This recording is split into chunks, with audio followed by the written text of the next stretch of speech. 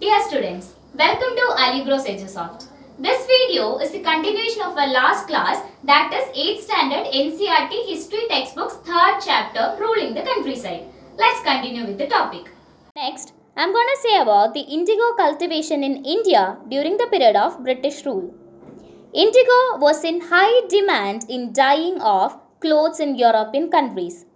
India's tropical climate is suitable for its growth. This was the reason why the East India Company started introduction of indigo cultivation in India. India was the main exporter of indigo. Next, I am going to explain about the different stages of indigo to fabric dyeing. So, the indigo plant has to undergo through different stages for becoming the dye or the indigo dye. So, the first step is, after the harvest, the indigo plant was taken to the vats in the indigo factory.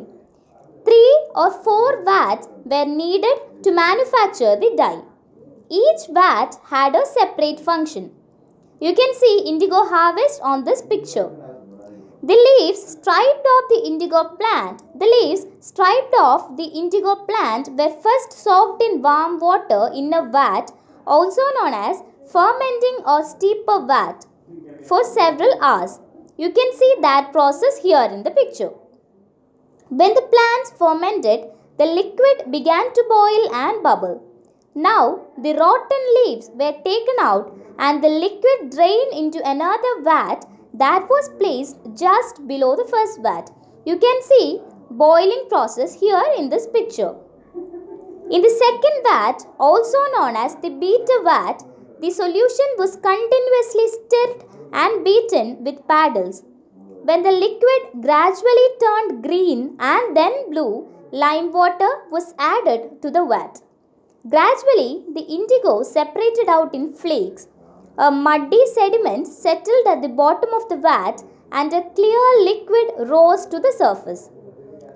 Fifth process is, this liquid was drained off and the sediment, that is the indigo pulp, transferred to another vat, also known as the settling vat, and then pressed and dried for sale. You can see the image of that process here. The indigo cultivation had different systems. Those systems were niche system, that is NIJ system, and the next system is RYOTI system. I'll explain these two systems here. The first one is niche system, NIJ system. In niche system, planter produced indigo in lands that he directly owned. Here the planter had the land by his own. He either bought the land or rented it from other zamindars, produced indigo by directly employing hired laborers. So here in niche system, the planter were having land by their own. There were some problems with niche cultivation. The planters found it difficult to expand the area under niche cultivation. Indigo could only be cultivated on fertile lands and these were all densely populated. Only small plots scattered over the landscape could be acquired. Planters needed large areas in compact blocks to cultivate indigo in plantations. Nor was the labor easy to mobilize. A large plantation required a large number of hands to operate, and the labor was needed precisely at a time when peasants were usually busy with their rice cultivation. Niche cultivation on a large scale also required many plows and bullocks. 1 bighah of indigo cultivation required 2 plows. Investing on purchase and maintenance of plow was a very big problem. Next is RYOTI system. Indigo cultivation was done by the ryots in RYOTI system. The planters made the ryots to sign a contract or an agreement, that is SATA. But after taking the loan, the ryot was committed to grow indigo on at least 25% of his land holding. Seeds and drills were provided by the planter. There were some steps involved in RYOTI cultivation also. Here, the contractor collects cash from planter in advance. Planter provided the seed and the drill. Cultivators prepared the soil, sowed the seed and looked after the crop.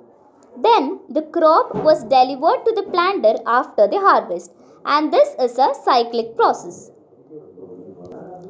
Difference between niche system and RYOTI system are as follows.